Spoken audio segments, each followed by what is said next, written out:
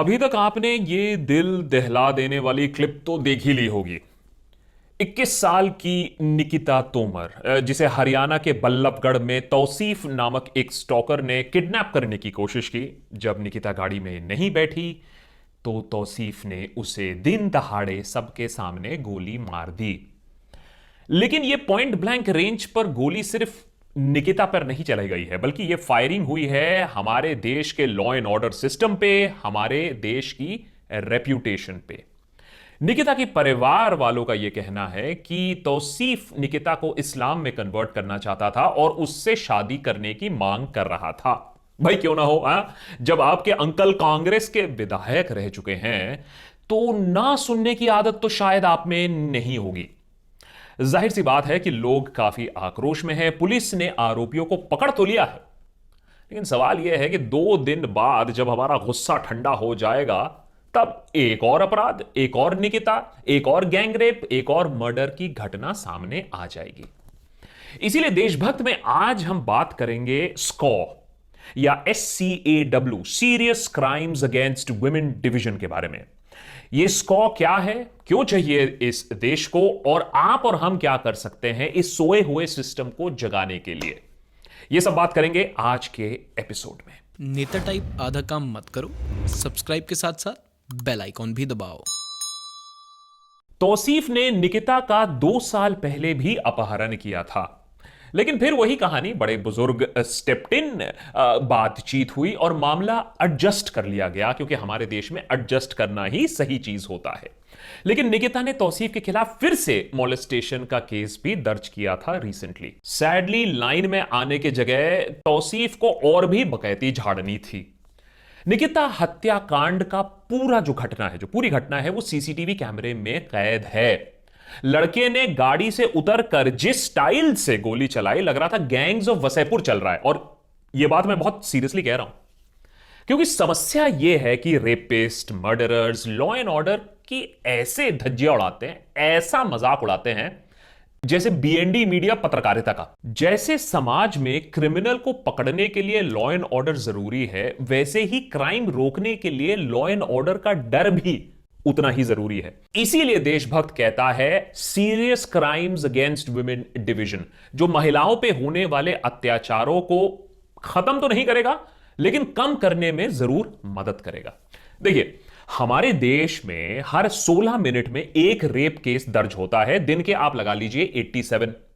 एक साल में 4 लाख से ज्यादा क्राइम अगेंस्ट वुमेन रिपोर्ट होते हैं। पिछले कई सालों से हर साल क्राइम रिपोर्ट्स बढ़ते ही जा रहे हैं, और यह तब जब 99% सेक्सुअल ऑफेंसेस रिपोर्ट ही नहीं होते। नॉर्मल केसेस को तो आप भूल जाइए, हाई प्रोफाइल केसेस की बात कर लेते हैं। उनमें एविडेंस कलेक्ट करना, उनमें लोगों को इंटरोगेट करना, केस बिल्ड करना, चार्जशीट बनाना, कोर्ट में जाना एक बहुत ही बड़ा और मुश्किल काम होता है। कथवा केस ले लीजिए, 8 साल की बच्ची के साथ बर्बरता और फिर उसकी हत्या। आरोपियों के लिए जुलूस निकाले गए, पॉलिटिकल प्रेशर बनाया गया उन्हें बचाने के लिए। आसाराम बाबू का केस ले लीजिए, उन्हें बचाने के लिए लॉयर्स की पूरी फौज आ गई थी।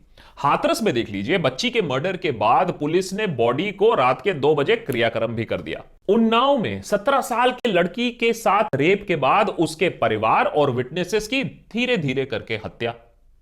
कहने की जरूरत नहीं है, यह बात आप सब जानते हैं कि ऐसे केसेस में जस्टिस मिलना एक चमत्कार सा ही होता है। और निर्भया केस, इतना बड़ा आउटरीच पूरे देश भर में, और तब भी इतने साल लग गए जस्टिस के लिए। इसके बाद जब इंटरनेशनल पब्लिकेशन कह देता है कि भैया India is most unsafe for women, तो भाई हम आंख बबूले हो जाते हैं। हमें डिनायल की नहीं, हमें सोल्यूशन की जरूरत है। इसीलिए टीम देशभक्त कहता है कि सरकार को अभी तुरंत स्कॉ डिवीजन बनाने की जरूरत है। Serious crimes against women division के पास वो ट्रेनिंग, वो रिसोर्सेज होंगी जो निकिता, निर्भया, हाथरस, आसाराम जैसे केसेस में तुरंत उनको डील करने के लिए वो काम आएंगी। वो तुरंत एविडेंस कलेक्ट कर सकते हैं, केस को फास्ट ट्रैक कोर्ट में ले जा सकते हैं और एक क्लीन, क्लियर कन्विक्शन दिला सकते हैं। अगर औरतों पे अत्याचार करने वालों को यह दिखने लगे रोज कि हां, सरकार उनके खिलाफ सख्त कदम उठा रही है, तो अपराध बंद तो नहीं, इतना ओवर ऑप्टिमिस्टिक मैं भी नहीं हूं, लेकिन कम जरूर हो जाएंगे। और इस तरह दिन दहाड़े सड़क के बीच में कम से कम गोलियां तो नहीं चलेंगी औरतों पर। याद रखिए, स्कॉर डिवीजन के पास फोरेंसिक और इन्वेस्टिगेटिव एक्सपर्ट्स तो होंगे ही, साथ में लॉयर्स भी होंगे। क्योंकि अगर आप केस की बात करें तो अगर केस बनता भी है, जैसे फॉर एग्जांपल रेप केसेस, तो उसमें कोर्ट में सिर्फ 30% कन्विक्शन रेट है। तो क्रिमिनल को पकड़ने से सजा दिलाने तक का जो सिस्टम है अभी पूरा का पूरा सड़ा हुआ है।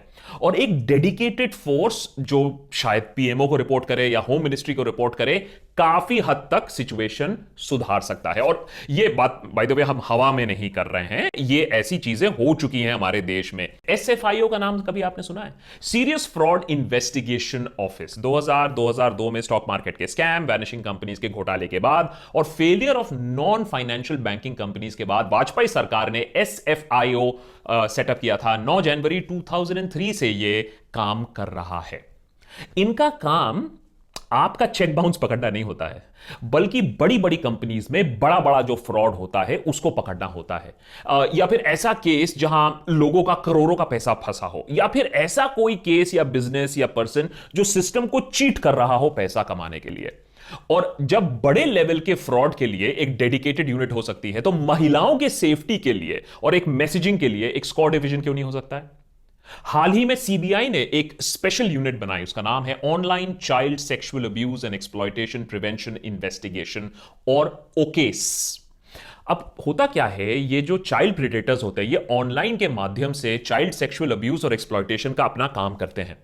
इस स्पेशल यूनिट के पास वो सारी टूल्स हैं, वो सारी ट्रेनिंग है और वो टाइम है जो हमेशा आपके बगल वाले कोतवाली पुलिस स्टेशन में नहीं होगा। और हाल ही में इस यूनिट ने एक मुंबई बेस्ड आर्टिस्ट को अरेस्ट किया है जो बच्चों को ब्लैकमेल करता, उनकी न्यूड इमेजेस लेता और इंटरनेशनल मार्केट में बेचता। बहुत ही सोफिस्टिकेटेड ऑपरेशंस होते हैं ये। सो एसएफआईसी का एग्जांपल ले लीजिए, ओकेस का एग्जांपल ले लीजिए, उसी तरीके से हमारे देश को स्क्वाड डिवीजन की जरूरत है।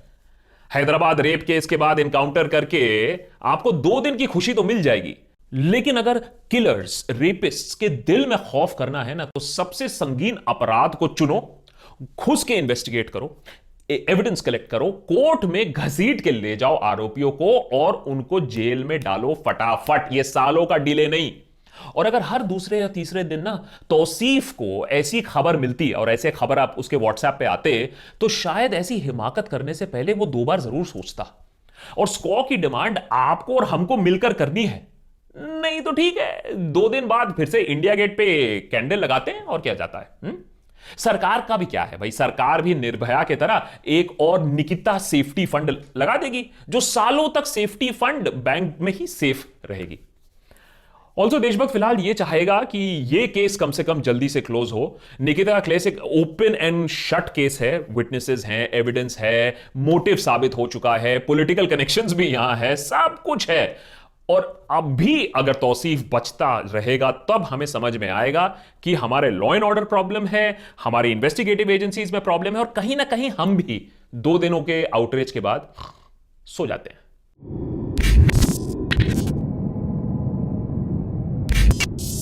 यूजुअली देशभक्त में हम कहते हैं सोल्यूशन देना तो पॉलिटिशियंस का काम है, हम तो 2-4 चीजों की खामियां दिखा देते हैं। लेकिन ये तो इतना ऑब्वियस सा एक सोल्यूशन है कि इंडिया में आए दिन ऐसे केसेस आ रहे हैं, या तो रेप के, या तो गैंग रेप के, या तो किलिंग एंड मॉलेस्टेशन के। एक स्क्वाड डिवीजन अगर होगा जो ऐसे संगीन अपराधों को ट्रैक करेगा और उनको अपने लॉजिकल कंक्लूजन तक पहुंचाएगा, तो बहुत ही अच्छा होगा हमारे देश के लॉ एंड ऑर्डर सिस्टम के लिए और हमारे देश के रेप्यूटेशन के लिए।